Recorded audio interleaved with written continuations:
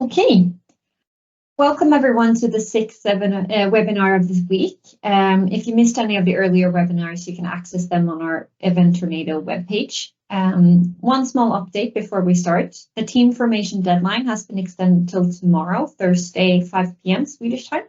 So if you haven't formed a team, then you have a couple of more hours to do that. Just some information around how we're going to do this webinar is that if you have any questions, we'll have a Q&A at the end of the webinar. So you can either put your questions in the chat or you can raise your hand during the Q&A and ask your question then. So now that we have a few more that joined, a small update before we start. The team formation deadline has been extended till tomorrow, Thursday, 5 p.m. Swedish time, if anyone hasn't joined a team yet. So at this session, we'll hear from Ulrika Andersson for an overview of gestational diabetes and its impact on maternal and fetal health and the challenge it presents in diagnosis and management. I'll do a short introduction of you, Ulrika, and then I'll hand it over to you.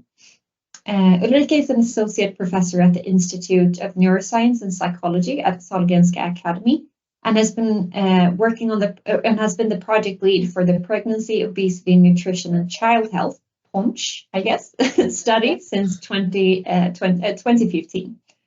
Her earlier doctoral work at Oxford University focused on glycolipid storage disorder, and her postdoctoral work at the Imperial College in London and the University of Gothenburg included metabolism and sports nutrition. The work that Ulrika is doing now with the PONCH study has the potential to shape the future clinical care for women navigating gestational diabetes or obesity and improve health outcomes for mothers and children. So now I'll hand over to you, Ulrika, to continue with the webinar on gestational diabetes. Okay, thank you very much. Yes, welcome everyone. So I will talk mainly about gestational diabetes and a bit about the transition to type 2 diabetes, which is quite common after gestational diabetes. I'll touch a little bit on obesity as well, like we talked about. So I thought, no, for some reason, no, there we go. So I thought the outline today will be a little bit about, I'll explain what gestational diabetes is, and then why we look into the transition to type 2 diabetes. So that's more of a background, and then I'll talk about follow-up care or screening of these patients and glucose measurements and lifestyle interventions, which I hope will spark some ideas ahead of the challenge. So I thought we'll start. I don't know why it doesn't work.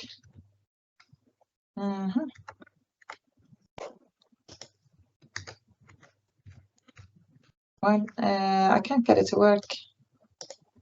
Changing the Yep.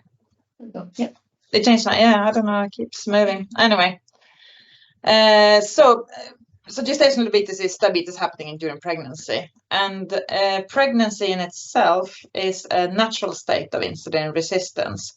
What that means is that the insulin, which brings in glucose into the maternal tissue, doesn't work as well during pregnancy.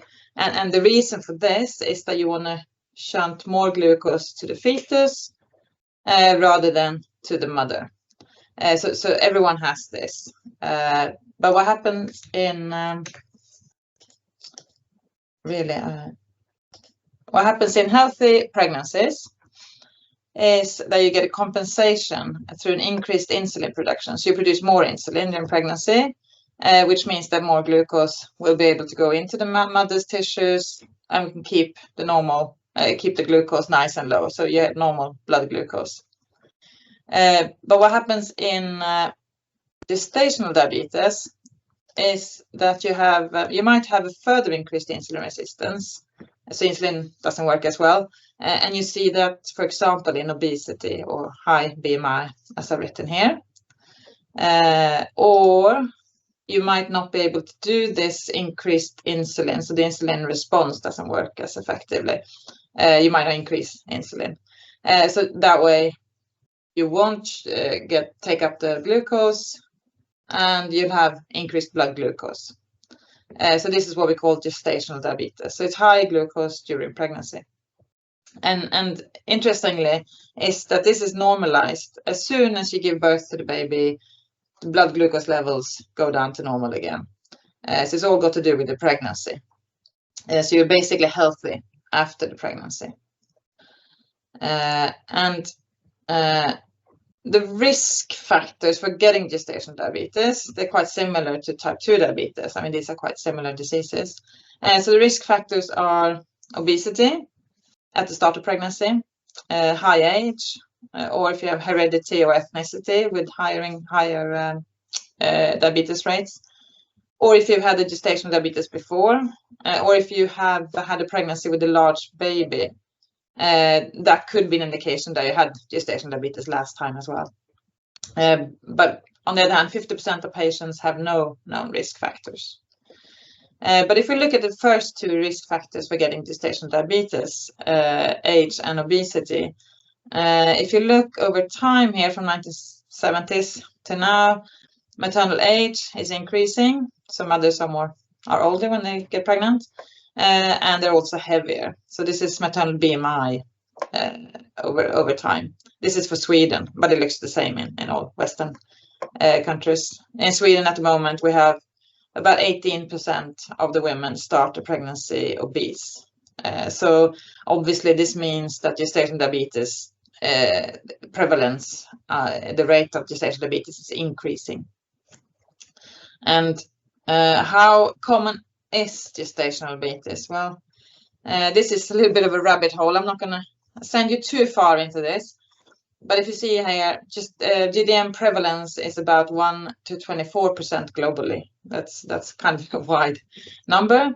But the reason for that is that there is no consensus on the criteria for gestational diabetes, internationally or within Sweden even. And WHO suggested new criteria in 2013. So different countries have different criteria. They have different glucose levels to determine if you have gestational diabetes or not. So it's a bit difficult to set the prevalence. Also, there's no consensus on screening method. So obviously, the more you look, the more cases you're going to find. So neither international nor within Sweden we have any consensus. In some countries will screen all pregnant women. Some countries will screen only women with risk factors and so on. So in Sweden, I will use that as example, obviously. So in most Swedish regions, we use selective screening based on risk factors, but some screen all patients or all pregnant women. And most Swedish women, Swedish regions use the old criteria, while some use the new criteria. So this is kind of creates a bit of chaos. So this is the prevalence rate in Sweden. This is nothing you need to remember anything, but here you can see prevalence in some regions are about 18% and 1% in other regions. And that has nothing to do with how healthy these women are. It's just how they screen and what criteria they use. So then it is a bit of a jungle, but it is important to find these women. I mean, why is it important? Why has WHO suggested these criteria and so on? Well, that's because gestational diabetes does have some short and long-term risks for both mother and child. And the short-term risks during pregnancy and delivery, I've just listed them here. I'm not going to go into detail, but basically a lot of it has to do with the baby grows really quickly if you have high glucose levels. So you have a high risk of a large baby, which also can increase the risk of delivery complications, of cesarean sections. You have an increased risk of preeclampsia, that's high blood pressure. The babies are often born hypoglycemic, so with low blood sugar, and quite often you have a premature delivery, or not often, but high risk of it. But what we are most interested in, and I think that you are going to be most interested in as well in this case, are the longer term metabolic effect. And the mother after gestational diabetes has an increased risk of cardiovascular disease, about twofold, and a very high risk of type 2 diabetes. So they have about a tenfold increased risk of type 2 diabetes if you compare that to a woman who had a healthy pregnancy. And also, as you see here, the child also has an increased risk of obesity, metabolic syndrome, and type 2 diabetes. So what this means is you kind of get a vicious cycle of obesity and gestational diabetes. I say this is a bit fussy, but so if you start up the left, we have women with normal pregnancy, normal birth, fine. But if you have women then with high BMI, maybe older, then they have an increased risk of gestational diabetes. Also you have epigenetic and genetic factors, obviously, here as well. But you have an increased risk of gestational diabetes. And if the woman has gestational diabetes, you have a high risk afterwards, as I said, for the mother. And also the baby has an increased risk for obesity and type 2 diabetes. And if this baby is a girl, she's gonna grow up and she's gonna have a high risk of gestational diabetes and so on. So we kind of get this vicious circle, which we need to do something about. So that's why we need to find these women with gestational diabetes or high risk and treat them. Again, I'm not going to go super deep into the clinical side of this, but treatments for gestational diabetes are basically the same as for type 2 diabetes, which is in the first instance, they will get lifestyle advice, so diet and exercise counseling. And they'll keep checking their glucose. Okay, see if it goes down, that's fine. If this is not enough, then they'll get the usual drugs for type 2 diabetes, which is metformin, which increases insulin sensitivity, or you give insulin, which are the most severe cases, really. So, and then, as I said before, as soon as you deliver the baby, your glucose goes down and you can stop these medications and you go back to your normal life. Right. So, but as I said, there's a very high risk then of transition to type 2 diabetes, which is quite often forgotten in these women. So I'll go into that now.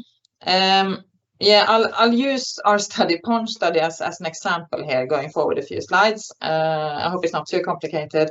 And also want to say that this is in line with all the other studies on gestational diabetes and type 2 diabetes. But what we've done here is to look at the risk for type 2 after gestational diabetes. And what we've done in this study, we have tried to contact all the women that had gestational diabetes between 2005 2009 in Gothenburg. That was 540 women. Then we called them in for a clinical evaluation. We got hold up 237 of them, and we did quite a lot of clinical measurements on them, or a glucose tolerance test. I'll come back to that later as well. Blood sampling, body composition, anthropometry, we took fat biopsies, questionnaires. We have a lot of data on these women. And what we find then is that when we look at the glucose tolerance test, which is how you find people with diabetes or pre-diabetes, we found 139 of these 230 women had normal glucose tolerance, 46 had pre-diabetes, 44 had type 2 diabetes, and 8 had type 1 diabetes. So remember, these are young, healthy women. They're not really the normal risk factors for diabetes always. So it's quite a high rate. And so more than 40% had pre-diabetes and diabetes. But importantly, I think for this challenge especially, is that most of these women are unaware of this pre-diabetes and diabetes. So only 10% were diagnosed. So when we diagnosed them on site in the study, they had no idea they had high glucose. So it's a silent disease, diabetes. Your symptoms might be tiredness, you go to the toilet a little bit more, but being a young mother, with little kids, you're probably not going to notice if you're more tired because you're going to be tired anyway, and so on. So you might miss all these symptoms. So that's why it's really important, I think, with this challenge as well. And that's why, obviously, we do the research here. Yeah, this is just to show you. So the highest risk is actually at the beginning. After gestational diabetes, the highest relative risk is first 5 years, but it isn't continued increased risk. So we should keep following these women. This is just an example from our studies where we've looked at 6 and 10 years after gestational diabetes, and you can see that pre-diabetes has increased to 10 years and the type 2 diabetes increased to 10 years as well. So just keeps going. Yes, but important then, can we predict type 2 diabetes after gestational diabetes? That's kind of what we're working on. So if we look at the women during pregnancy, the ones who then later on developed type 2 diabetes, they had a high pre-pregnancy BMI. They were often non-Nordic ethnicity. They had an early diagnosis, and they had high glucose diagnosis, and they often needed insulin treatment. And these last 3 is basically a sign of more serious form of gestational diabetes, and that in itself predicts about 81% of cases 6 years after pregnancy. But if we look at the women, what they look like when we meet them at 6 years, again, high BMI when we see them, and also these women who have type 2 diabetes, they often have a high weight retention since pregnancy, so they haven't lost the baby weight. They have high fat mass, high triglycerides and free fatty acids, high blood pressure, high CRP, so that's high inflammation. They had low HDL, which is the good cholesterol, and they reported low physical activity. So this is nothing new. I mean, this is what you would expect.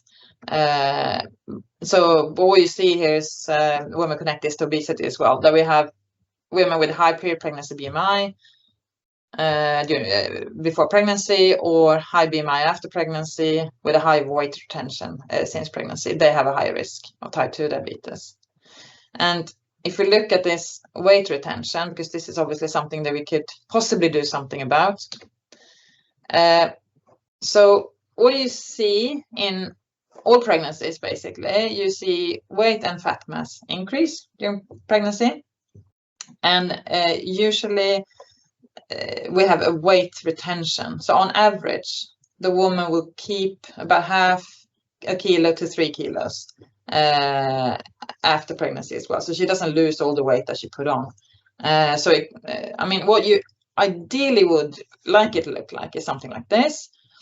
So you have the red is body weight, you increase body weight during pregnancy, you deliver a baby, and then 6 months after, you're back to your normal weight. And the same, the blue is fat mass, you increase fat mass, you actually gain about 4 to 5 kilos fat mass as well during pregnancy.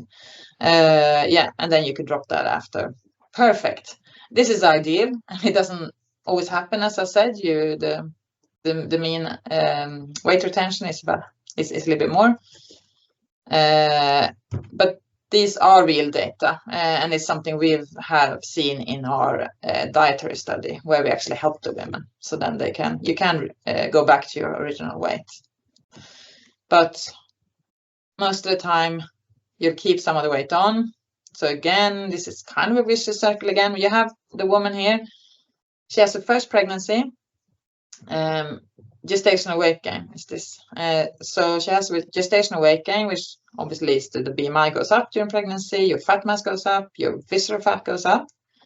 And then if she keeps some of this gestational weight gain, then the second pregnancy, she'll have an even higher BMI, and she'll be at more risk actually for keeping more weight on.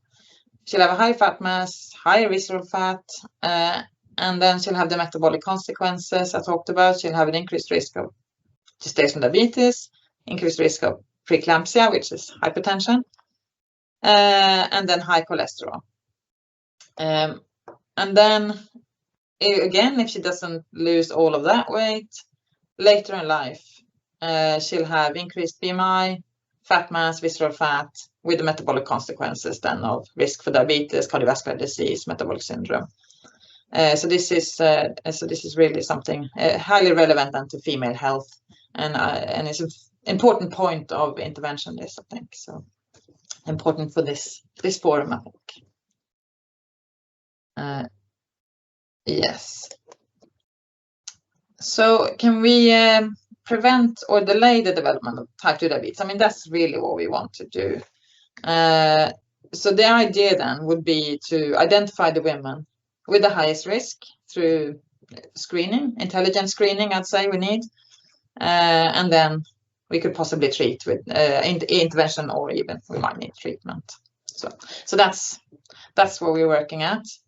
And to do that, we need, as I said, some intelligent screening. So I'll let you know how the follow-up care looks at the moment after pregnancy, and how you can measure glucose for the screening, how it's done at the moment. So this is the recommendation in, I'd say globally, or at least the Western world. Recommendation is that you have an early postpartum screening, so 4 to 6 weeks after you've given birth. And then the recommendation is an annual checkup thereafter. So every year you should go in. But the attendance is really quite low. So for the early checkup, which should be quite high, you would assume, you have an attendance rate of less than 50% in the countries where they measured it. In our study as well, where we had quite motivated women, we only had 42% of them who'd had their recommended annual glucose checkup. So this is why they came to us and was so surprised that they had diabetes or pre-diabetes, because they hadn't had the checkups. And then obviously developing countries, you have an even lower attendance of screening. So this is something that definitely could be looked at. And the reasons for low attendance is a bit difficult to know, but these are some of the reported reasons. There seems to be a bit of a poor awareness and low risk perception. So the women don't really realize the degree of diabetes risk when they deliver. They forget all about it. I mean, you can imagine these women that we have, they were given a slip. They were given a piece of paper after pregnancy, after the delivery, and they say, go and check your glucose in a year. And I mean, you're home with the baby, you have a lot of other demands, a lot of other things to think about, and you checking your glucose is not going to be your first priority, unfortunately. So that's why so many are missed. So yeah, if you go through the list here, socioeconomic, ethnic disparities is also a big factor. Insufficient communication, I guess that goes together with the other one. But so yeah, if you don't get enough communication from the healthcare system, what you're supposed to do, then you're not gonna attend the follow-ups. And the same, the fragmented postpartum care. It's very different countries, different regions have different ways of follow up these women. And then, as I said, childcare demands. So yeah, this is quite typical. Obviously, the woman who's at home with the baby in the beginning and not gonna be able to maybe go to the hospital to do their checkups, or even remember to do it rather. So that's kind of what's recommended. And what type of screening can you do then to find these women? Well, what's normally done are these. Either you can do fasting glucose, so that's just the fasting blood sugar, or HbA1c as we call it. That's your average glucose for the past 3 months. This is easy. That's just a single blood test. The oral glucose tolerance test is a bit more difficult. So, but that's the best way actually to find the women who have diabetes or pre-diabetes. I'll go through what that is. So, fasting glucose, HbA1c, fast test, so you can get a high attendance, right? But it's quite a low sensitivity. Whereas the glucose tolerance test is time consuming, so you get a poor attendance here. It takes about 2.5 hours in clinic to do it, but it has a high sensitivity. So you need to find some sort of a balance between these if you're gonna find more women with diabetes. And I should have said from the beginning, maybe. The reason why you want to find them early, obviously, is that diabetes is you can delay or prevent diabetes with different interventions and stuff. So that's why it's important. And there could be other options as well, which I'll go through. Maybe finger prick tests at home has been tried, where the woman has a glucose meter at home. I'll show you that as well. Or you could maybe use continuous glucose monitoring, these buttons that they put on your arm. So, but I'll just show you first what the gold standard would be. Is the glucose tolerance test, and this is what they recommend that you should be doing as well in clinic, and it's mostly done. So the woman comes into clinic, has fasting glucose test, then she gets to drink 75 grams of glucose, and then you measure glucose every 30 minutes, up to 2 hours, and then you get something like this. This is an example from our women, what the glucose curve would look like. So at the bottom you have the normal glucose tolerance, the healthy women. So they have a low starting glucose, they drink the drink, they get quite a high, they get a peak, but it goes quickly down back to normal. Then you have the two pre-diabetes cases here. We have one with the high starting in light blue, but goes down to normal. And then the red one is someone who starts almost normal fasting glucose, but then after the drink can't get back to normal. So these are the pre-diabetes cases. And then at the top you have what it would look like for type 2 diabetic if they did this kind of test. So a high starting and high glucose the whole way through. So that is what you would like to do. But as I said, quite low attendance for that. So what they've tried a few different things, and this is something that was tried in Sweden actually during pandemic, when they didn't want too many women to come in to the hospital. They let some do a glucose tolerance test in clinic, and some did prick tests at home, which basically meant that they had to measure their own capillary glucose. I mean, just finger prick and measure the glucose, and they did it 7 times in a day. So they do fasting in the morning, then they do it before every meal and after every meal, 2 time points after the meals as well. So they did this test, which I think was a really good idea, and somewhat encouraging, but they did pick up less cases of pre-diabetes and diabetes when they tested at home. So the light blue, Kermit blue here is the glucose profile in the home. So you can see here that you don't pick up this impaired glucose tolerance women or diabetic women so much. And the reason for that is probably because they didn't challenge enough. They didn't drink 75 grams of glucose. They could eat whatever they wanted. So the glucose challenge wasn't probably big enough. And also with the mixed meal, like proper meal, you co-ingest the sugar with fat and protein. So that's going to also make a difference here for your blood glucose.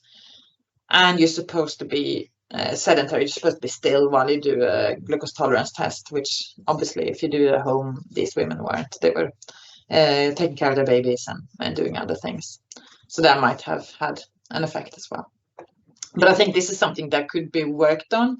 I mean, you could obviously give the women 75 grams to do it at home and keep measuring it. And well, if you could standardize it in some ways, I think that could be a way forward, maybe. I don't know. It hasn't been tried. Or as I said as well, I think wearable tech is obviously going forward a lot. So the continuous glucose monitors are becoming really popular, especially amongst the exercise crowd I've seen. But this is basically what you use, type 1 diabetics use for measuring glucose continuously every 5 minutes or every 3 minutes or whatever it is. They can measure glucose and just register in a well, either in the phone or in the button itself.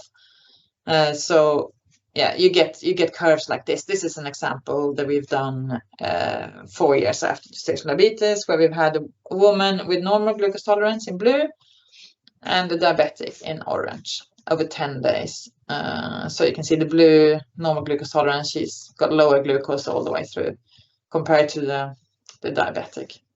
So I think there's a lot of possibilities here, not explored yet. So yes, right.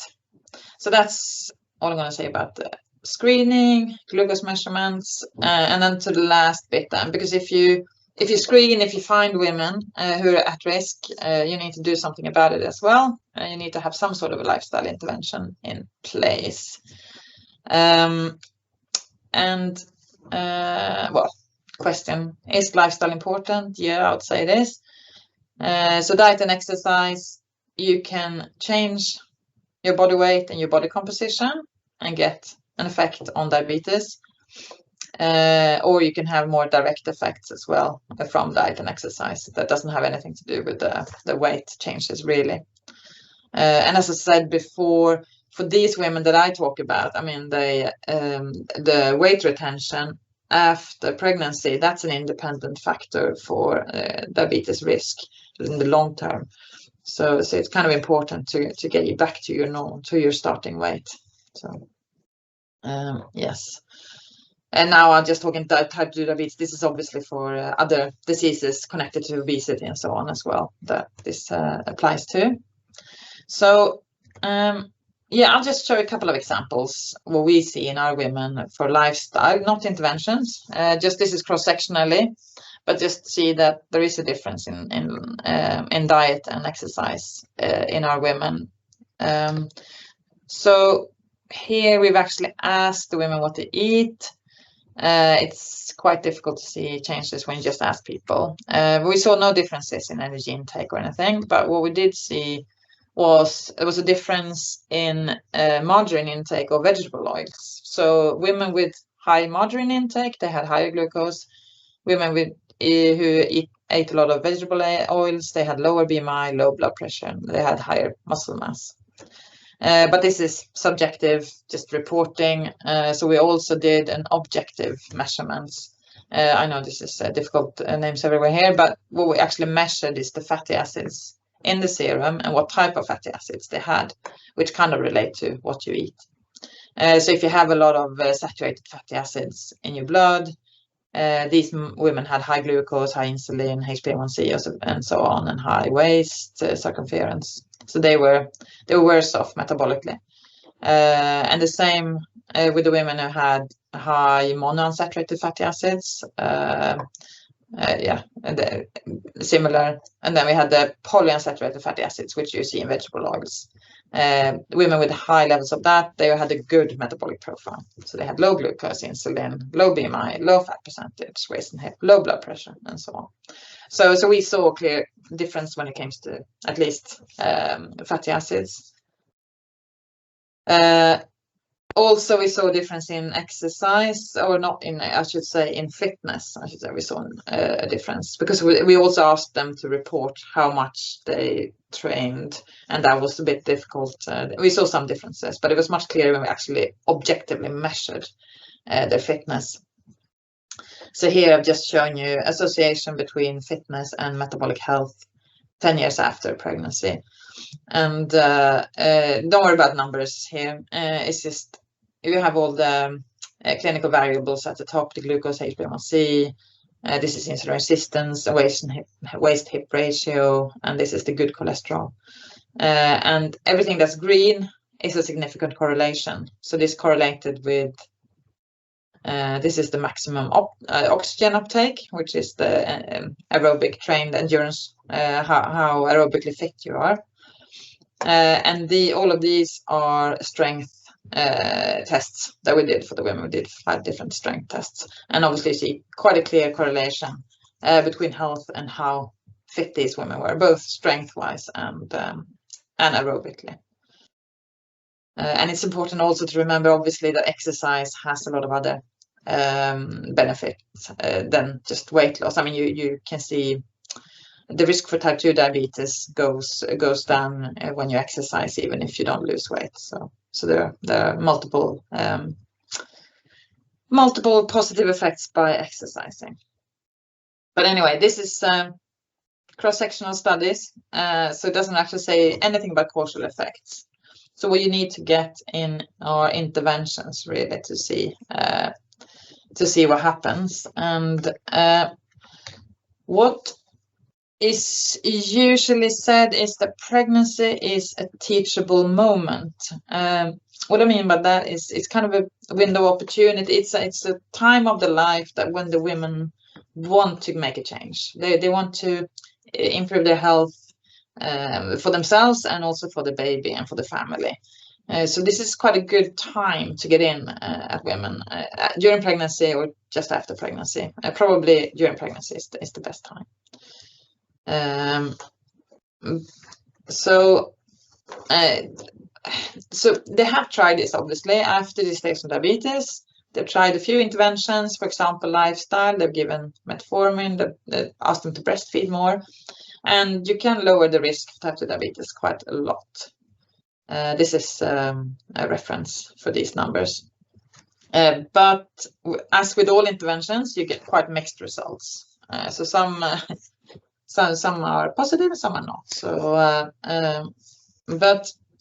yeah, and quite often you implement these interventions a little bit too late.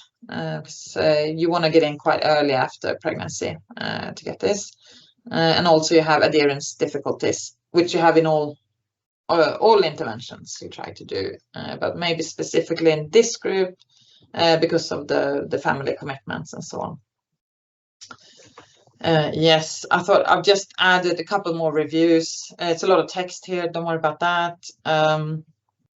But just so you can go back and look at these if you want.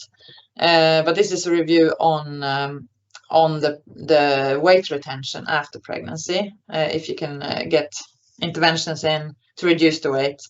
And what they find is that the first year is important, especially important. But again, they see high heterogeneity between studies. And they couldn't find any consensus of duration of intervention. But what they find is that if you try too long a duration, you get poor attendance due to the work and family commitment. So again, female health, this is is very relevant, I think. And the second one is for lifestyle interventions during pregnancy and after pregnancy.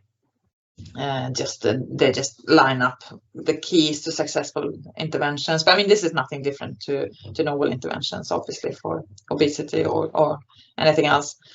But goal setting is important. Promote your lifestyle changes. Feedback is important, so they actually follow up on your goals. The more individualized you can do it, the better. And if you can integrate healthcare, that also helps. Obviously, if you can keep checking your metabolic status, then you have a better hopes of being successful. Yes. So I think. Here I said that pregnancy is a teachable moment. But that doesn't mean that all the women actually follow all their guidelines that they get. I just wanted to show you an example here that we have looked at exercise during pregnancy, where the recommended exercise is more than 150 minutes per week. That's the same as non-pregnant people. And this is what we find in our pregnant ladies. So basically, this is normal weight and obese women.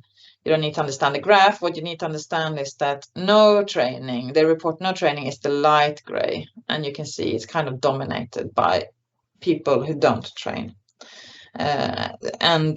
If you see down here, we see that 18% of our normal weight women meet the recommended dose and 5% of obese women meet the recommended dose. And it's probably even more important in obese women to keep up with these guidelines. So I think there's a lot to do in this area. Not enough has been done at all.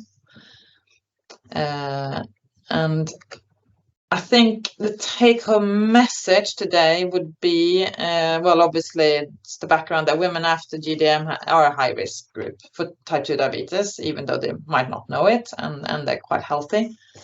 Postpartum weight retention or weight increase even are important risk factors after the pregnancy. And this is a window of opportunity. And if we can get in more education during this time, I think that could be helpful.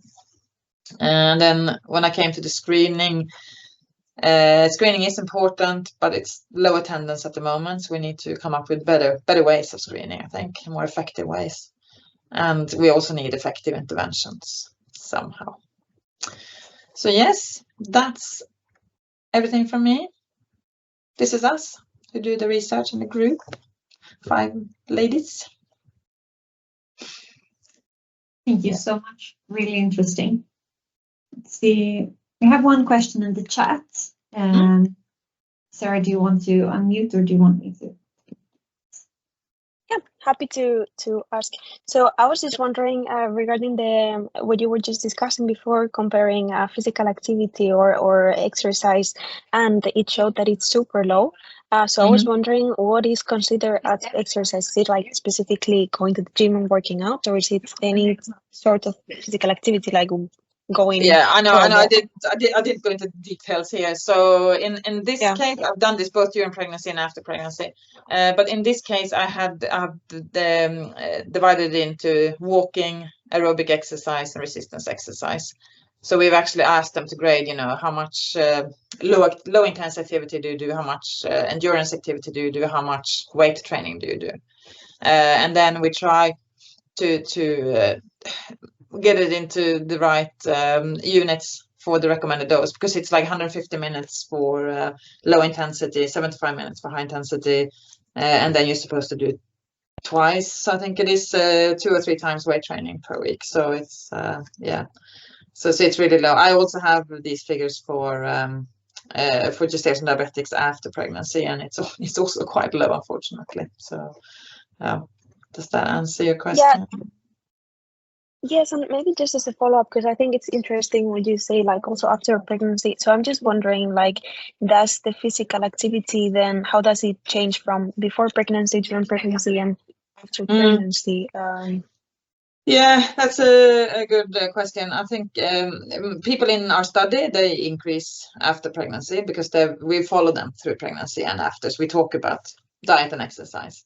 But in general, it's lower during pregnancy than otherwise. But that also has to do a lot with the midwives. They don't really want to push exercise because previously, if you look back, I haven't got that slide with me, but in the 1950s, it was considered dangerous to exercise during pregnancy, and then it's kind of changed little by little, and then now it's considered dangerous not to exercise. So it's kind of done 180 degrees.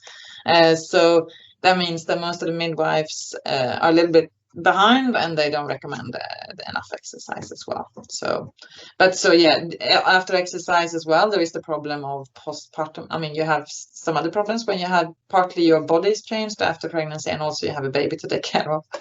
The slide I have up now is roughly how many minutes per week our gestational diabetics did 10 years after pregnancy. This is a long time after pregnancy.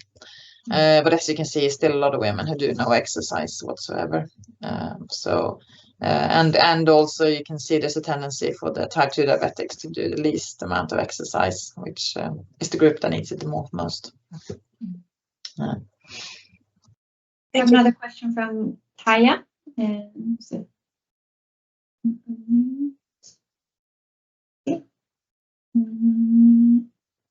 Yes. Now you should be able to. Hi.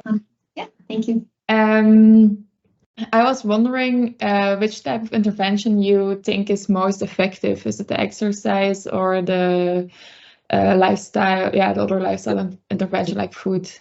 Yeah, so it's been shown quite often that only exercise doesn't really work that well. You need to do dietary change, and when you see generally in intervention studies, if you do diet intervention, you can quite easily lose weight. but then it's difficult to keep the weight off.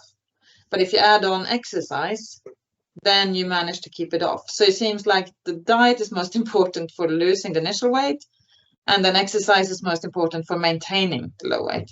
That might have to do that with that you do a complete overhaul of your lifestyle. I mean, when you add on exercise and you kind of think about it more.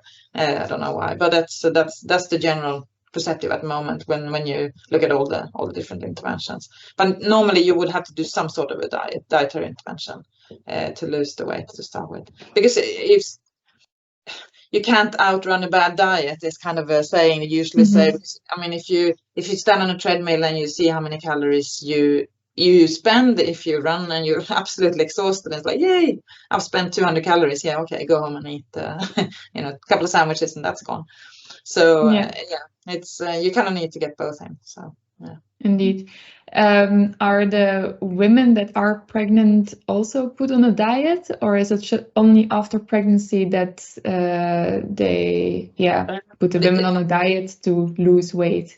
Yeah, it depends on which women we're talking about. So the I can't find the slide now. Anyway, during gestational diabetes, the women who are in clinic and they get diagnosed with gestational diabetes, they get dietary counseling. So they're not put on a diet, but they get advice on how to change the diet. And obviously, because it's diabetes, it's kind of a lot to do. Maybe not so much about losing weight because they're pregnant. It's more about eating the right type of carbohydrates. Whereas we have done a study in obese women where we have done a dietary intervention during pregnancy, where they were supposed to eat a calorie deficit. But it didn't. They didn't lose any more weight, or they didn't. There was no difference in weight change. The women we actually gave it to or the other, because again, I think it's because we follow these women in a study. Even the controls we were following in a study, so they knew that they're going to be asked and they're going to be measured. Every few weeks. So they were also behaving quite well. So to say. So it's but yeah, you wouldn't put the gestational diabetics on a diet as such, but you get advice of how to keep your glucose low. Yeah, and not to gain too much weight. Okay, thank you. Thank you. We have Amin as well. Hi, Ulrika, and thanks for the presentation. As I understand it, we have during this journey we have 4 different levels. The first one is actually prediction. The next one is prevention, and the other one's treatment and the screening. You have suggested some measurements such as blood sugar tests and hemoglobin A1C tests for prediction and screening. And for treatment, you said about that lifestyle, metformin and insulins as treatment. Yeah, during pregnancy, during gestational diabetes. But I want to know that for prevention, addition to the lifestyle, is there any other suggestion or medicine, something like that we have?